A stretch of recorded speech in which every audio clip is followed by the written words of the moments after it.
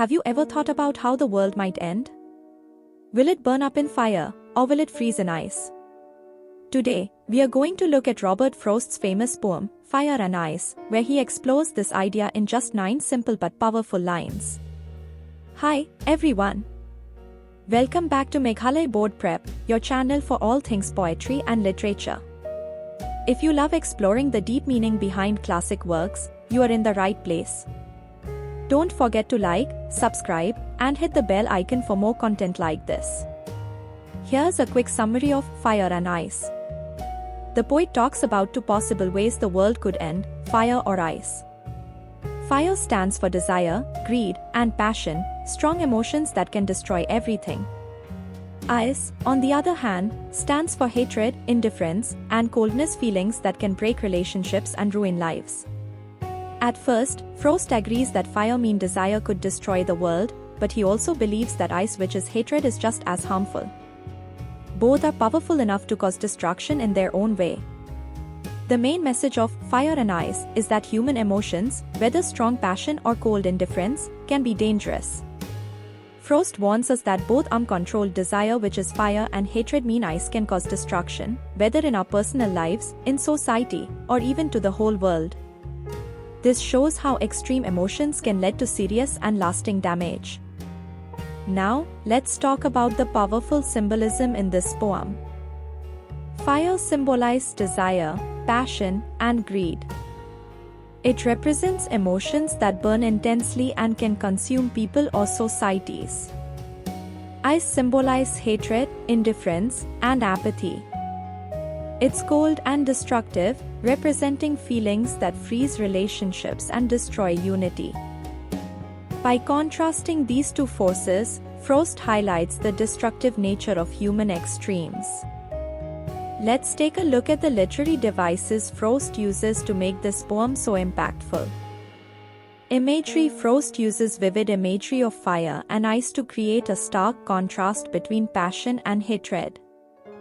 Symbolism: fire and ice are symbols of human emotions, desire and hatred. Alliteration: the repetition of sounds, like some say and favor fire, creates a rhythmic flow. Irony: the poem highlights that while fire and ice seem opposite, both can lead to destruction, emphasizing the irony of extremes. Now, let's break the poem down line by line to understand its full meaning. Some say the world will end in fire. Frost starts by talking about a common belief that the world will end in fire. Fire here stands for destruction caused by strong emotions like desire, greed, or even war. Some say in ice. On the other hand, some people think the world will freeze. Ice represents the harm caused by hatred, coldness, and indifference. From what I've tasted of desire, Frost talks about his own experience with desire. He hints that it can be overwhelming and very dangerous. I hold with those who favor fire. Here, Frost agrees with those who believe that fire, meaning desire, could be the cause of the world's destruction. He sees desire as a strong and consuming force. But if it had to perish twice? Frost introduces the idea that the world might not just end once but could be destroyed in more than one way. I think I know enough of hate. Now, Frost talks about hatred. He says he knows how destructive hate can be, just like desire.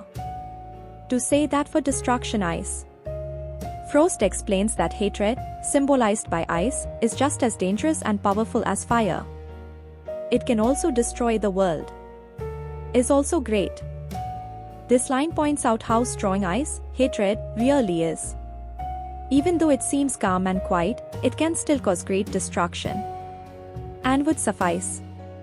In the last line, Frost makes his point clear: whether it's fire or desire or ice or hatred, either one alone is enough to destroy everything. It's a warning about how dangerous human emotions can be. So, what does Robert Frost's Fire and Ice teach us? It reminds us that both desire and hatred, strong passion and cold indifference, can lead to destruction. Whether it's on a personal level, like broken relationships, or on a bigger scale, like war or apathy, Frost warns us about the dangers of going to extremes. What do you think? Is fire more dangerous, or is it ice? Let me know your thoughts in the comments below. Here are some questions and answers that can help you in your exam. If you liked this breakdown of fire and ice, don't forget to give this video a thumbs up, share it with your friends, and subscribe to Meghalaya Board Prep for more poetry and literature insights. Thank you for watching.